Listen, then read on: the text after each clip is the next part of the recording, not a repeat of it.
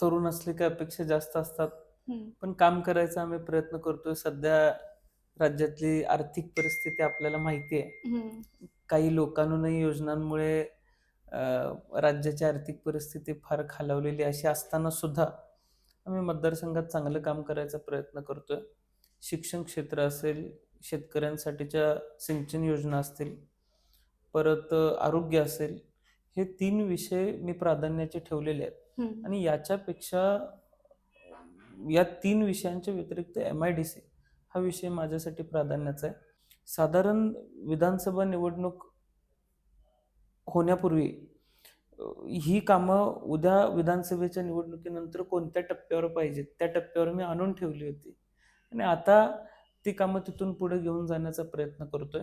सुदैवाने गेल्या 6 महिन्यामध्ये 7 महिन्यामध्ये गेल्या, हं. आम्ही 33/11 केव्ही सबस्टेशन एक नवीन मंजूर आमच्याकडे केलं. एक देवस्थान आहे नांगोळ्याला, तिथं आम्ही चांगल्या प्रमाणात निधी मंजूर केला. परत डायलिसिस सेंटर हं. गव्हर्नमेंटचं पहिल्यांदाच आम्ही कवठेमंकाळला चालू अच्छा. करून घेतलं. नवीन आता तासगावला करतोय. तासगावला कस्तुरबा रुग्णालय आहे. तिथं आम्ही नव्याने स्टाफ उपलब्ध करून तो दवाखाना सुद्धा 100 बेडचा पूर्ण चालू करतोय. हं, हं. उपजिल्हा रुग्णालय आम्ही पुन्हा मंजूर करून घेतलं. तर अ, कामं करण्याचा प्रयत्न चालू आहे. सुदैवानं उद्दिष्ट चांगलं आहे. लोक आशीर्वाद देतायत. भूसंपादनाचे जे ताकारी आरपळचे विषय गेली अनेक वर्ष प्रलंबित काही तांत्रिक अडचणींमुळे राहिले. ते प्रश्न आम्ही सोडवण्याचा प्रयत्न करतोय. तासगावला बायपासची अडचण बरीच वर्ष झाली होती.